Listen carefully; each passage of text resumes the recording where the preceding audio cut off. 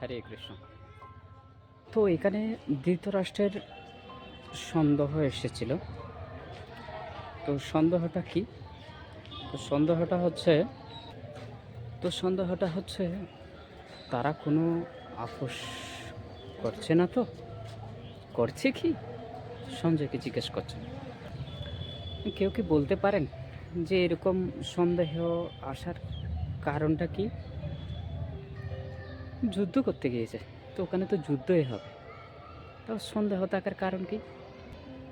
কারণ রয়েছে। যেহেতু যুদ্ধটি হচ্ছিল ধর্মক্ষেত্র, কুরুক্ষেত্রে। এখানে বলা হচ্ছে যদি ধর্ম করতে যাও তাহলে কুরুক্ষেত্রে যাও। কুরুক্ষেত্রে রাজাদের এরকম একটা প্রথা ছিল যে ধর্ম করার জন্য তারা ওখানেই যেতেন। যদি ধর্ম করতে গিয়ে ওখানে যদি তাদের মানসিকতা পরিবর্তন হয়ে যায়, সেই জন্য ধৃতরাষ্ট্রের সন্দেহ হয়েছিল তারা কোনো আপোষ করছে না। তো তো ধৃতরাষ্ট্রের এই সন্দেহ হয়েছিল, কেননা তার পুত্ররা কোনো আপোষ করছে না। তো কারণ এই আপোষ বিষয়ে ধৃতরাষ্ট্রের সন্দেহ ছিল। তো কেননা এই আপোষ বিষয়ে ধৃতরাষ্ট্র কখনো রাজি ছিলেন না, সম্মত ছিলেন না।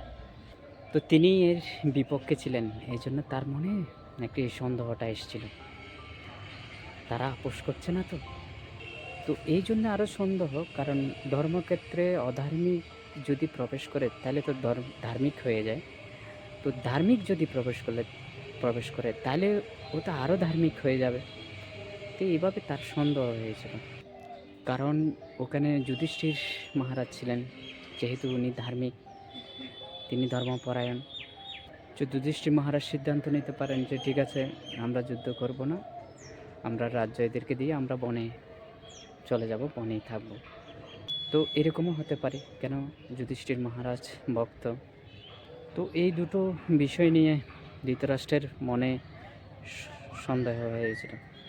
তো এখানে সঞ্জয়ের কোয়ালিটি ছিল, তিনি ব্যাসদেবের কৃপায় তিনি ধৃতরাষ্ট্রকে কুরুক্ষেত্রের রণাঙ্গনের যে যুদ্ধের যে আয়োজন, তিনি সেটা সরাসরি তাকে লাইভ দর্শন করিয়েছিলেন। তো ব্যাসদেবের বিশেষ কৃপায় তিনি এই লাইভ দর্শন করিয়েছিলেন তখনকার সময়ে। আর এখন আমরা ওয়াইফাই দিয়ে, ইন্টারনেট দিয়ে আমরা লাইভ দেখি। হরে কৃষ্ণ।